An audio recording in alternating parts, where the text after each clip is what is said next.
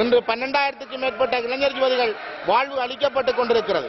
எனது பிறந்த நாளுக்கு அப்பா வருவாரா என்று அழுத கண்ணீரோடு தன் தாயை கேட்கும் குழந்தைகளை எண்ணி பாருங்கள். எம் வயோதிப காலத்தில் எமக்கு உதவ எம் பிள்ளைகள் எப்போ வருவார்கள் என்று ஏங்கி தவிக்கும் வயோதிபர்களை பாருங்கள். இராணுவத்தினிடம் வெள்ளக்கொடியோடு வந்து சரணடைந்தவர்கள், மனைவிமாரால் ஒப்படைக்கப்பட்டவர்கள், தாய் தந்தையரால் ஒப்படைக்கப்பட்டவர்கள் எங்கே என்று தெரியாமல் உள்ளது. தமிழீழ விடுதலை புலிகளின் மூத்த உறுப்பினர்கள் பாலகுமார் அவருடைய மகன் உள்ளே வந்து சரணடைந்ததை பத்திரிகைகள் வெளியிட்டுள்ளன. யோகரத்னம் யோகி, தங்கன், எழிலன், புதுவை ரத்தினதுரை, இளம்பரதி போன்றோரை அவர்களின் மனைவி குடும்பத்தினர் ஒப்படைத்ததை நல்லிணக்க ஆணைக்குழு முன் தெரிவித்துள்ளார்கள். இன்று இணையதளங்களிலும் ஊடகங்களிலும் தமிழ் இளைஞர் யுவதிகள் நிர்வாணமாக்கப்பட்டு கொல்லப்படுவதை செய்திகளாக வீடியோக்களாக பார்க்க முடிகிறது. இதே நிலை சிங்கள சகோதரர்களுக்கு ஏற்பட்டால் உங்களால் சகிக்க முடியுமா? கதிர்காம அழகி மனம்பேறி நிர்வாணமாக்கப்பட்டு அலங்கோலமாக இதே நாட்டில் கொல்லப்பட்டதை எண்ணி பாருங்கள். இன்று காலை அவசரகால சட்டம் தொடர்பாக பிரதமர் குறிப்பிடும் போது புலிகள் மீது மட்டும் தனது பிரச்சனைகளை முன்வைத்தார். 83 வெலிக்கடை சிறையில் தமிழ் சிறைக்கதிகள் எப்படி வெட்டி கொல்லப்பட்டார்கள்? குட்டிமணி தங்கத்துறையின் கண்கள் கூட சிங்கள பயங்கரவாதிகளால் தோண்டப்பட்டது.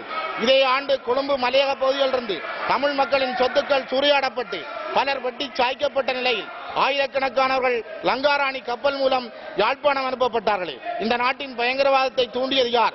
உருவாக்கியது யார்? நாகர்கோவில் மற்றும் நவாலி சென்ட் பீட்டர்ஸ் தேவாலயத்தில் கொல்லப்பட்ட தமிழ் மக்களின் எண்ணிக்கை பாருங்கள். இறுதியாக முள்ளிவாய்க்காலில் கொல்லப்பட்ட பல ஆயிரக்கணக்கான தமிழ் உயிர்களுக்கு என்ன சொல்ல போகிறீர்கள்?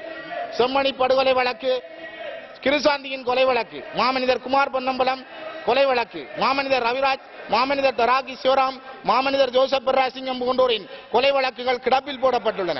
எனவே இங்கு தமிழர்களின் கொலை செய்யப்பட்டால் அவர்கள் அனாதைகளாக, ஆதரவற்றவர்களாக, கேட்பார் இல்லாத பிறவிகளாக அன்றும் இன்றும் உள்ளதை இச்சான்றுகளுக்கு இந்த நாட்டில் வழங்கப்படும் அநீதி என்பதை உணருங்கள்.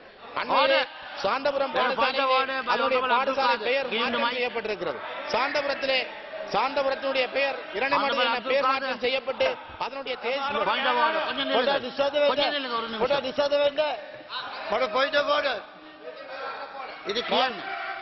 කතානායකතුමනි මෙතුමා කිව්වා සිංහල නායකයා කියලා. අතාව ඇත්ත මේ ශ්‍රී ලංකා නායකයා අය.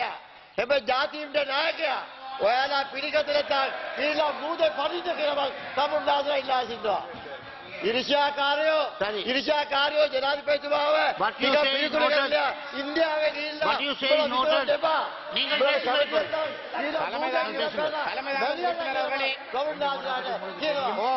தலைமை தாங்கும் உறுப்பினர் அவர்களே, இந்த சபையில் ஒரு நாகரிகத்தை பின்பற்ற வேண்டும்.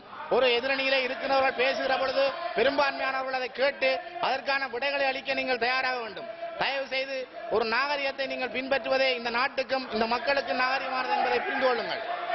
எடுத்ததுக்கெல்லாம் நீங்கள் புலி என பயங்கரவாதம் சொல்லி புலி பூச்சாண்டி காட்டி இந்த மக்களின் உரிமைகளை மறக்காதீர்கள்.